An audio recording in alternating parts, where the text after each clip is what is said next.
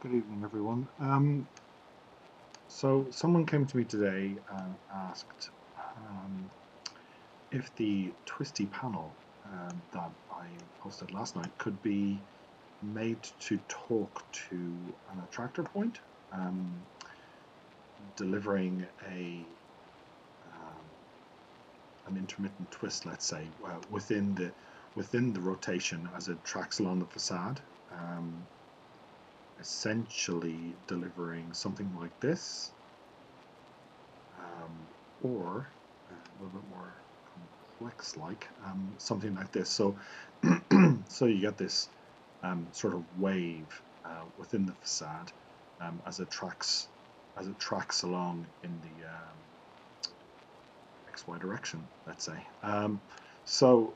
Again, not to harp on too much about this, the family that has generated that is essentially once again, lo and behold, a 4-point adaptive family, but this time related to a fifth point. And if I jump into the parameters that control this, you will see that everything is codependent on 2 dimensions. So dimension from 0.4 in this instance to 0.5, and the distance between, length between 0.4 and 0.3, and everything is more or less built from that. And then there's angles within.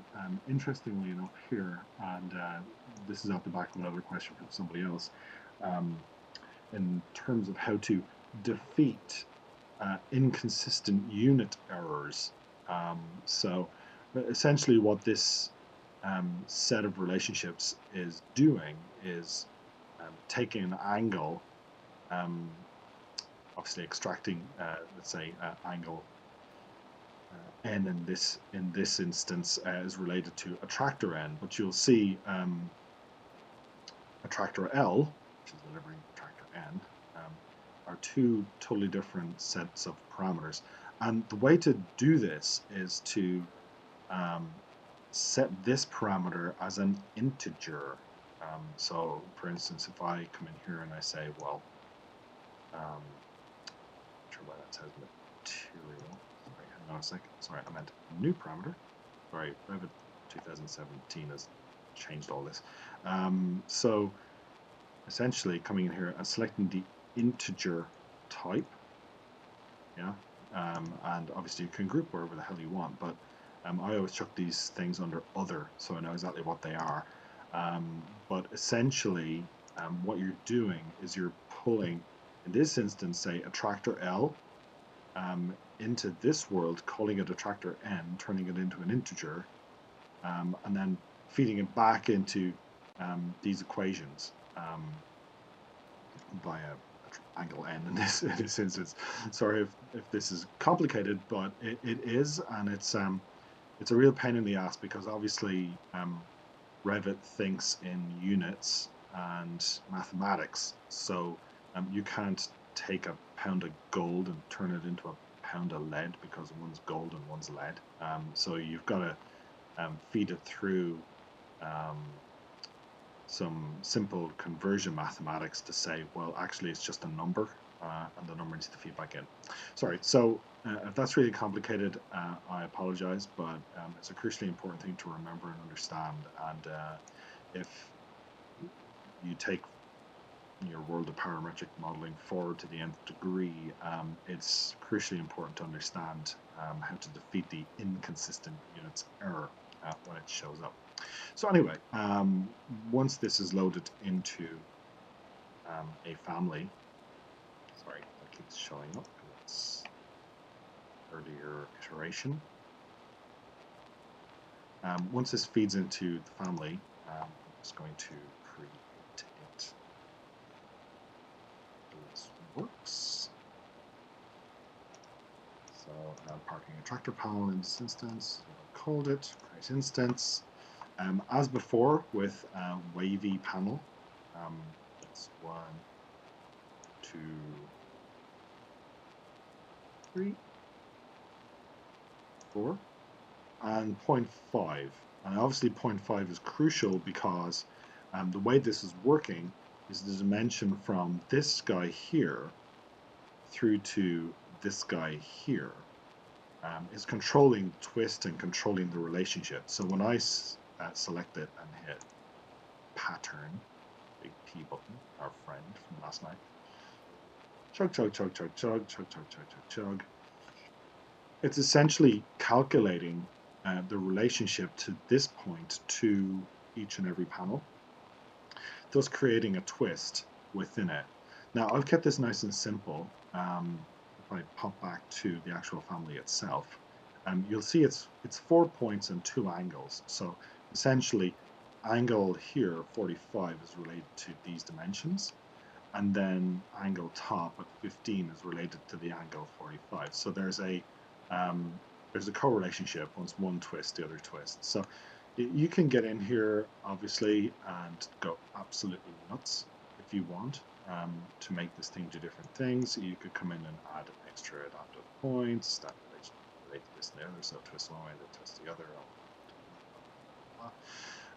But I'm not going to do that here because that would overcomplicate it even more than it's already been complicated for you. But you can see it's a really nice effect. Part of this effect is being generated by the fact that this is a curve. If this facade was not curved, it would be a much more regular sweep. But because it is curved, you get this kind of cool up and down motion, much like the facade panel that I was shown today and asked, can we replicate that? Obviously, you could plug this into Dynamo and take that into sort of nth degree of that world. And I didn't save what I had earlier, but you could set up a driver, a set of driver nodes through to a code block here, and the code block could generate the point, and then get some slider bars in here and drive the point using the slider bars. But I'm a bit lazy when it comes to this stuff, and sometimes I'm just looking for a very simple way of doing it without having to overcomplicate things. I'm always in a world of the simple, complicated. But just to demonstrate quickly, if I move this point, just drag it. Chug, chug, chug, chug, chug, chug, chug, chug, chug, chug, chug, chug, chug, chug. You'll see it's adapted all the panels. So it's given me a different pattern. Slightly more boring in this instance. Yeah. But you could see if you had a lot of this, you could have a play and come up with some really nice and interesting effects. Chug, chug, chug, chug, chug, chug. And then obviously I'm in an adaptive family mode here, but you could mount this on an in-place mass if you wanted just to chuck it into your project. Just going to try and select that, and obviously because I'm sort of freeform modeling here, let's see, I'll drag this down. It might explode and kill it, but it should work.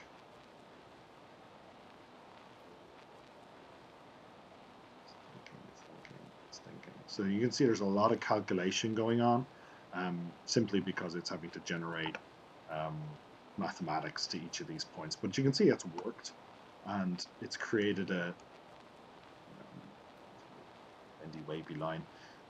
So if this was like a curtain facade hanging down on, let's say, the facade of a box retail center somewhere to the west of where I'm living now, you can see the potential. I mean, it can be a lot of fun.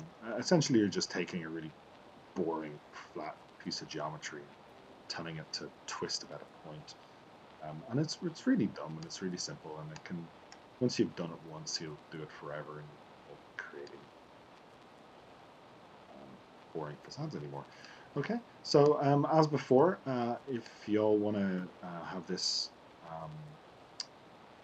this family to play with, I'm going to save it on the server. Come tap me on the shoulder, and I can show you where it is, and you can have a laugh. You can overcomplicate it and have a play and let it change your perception of what's possible in Revit. Thank you very much. Please like and share and subscribe. Bye.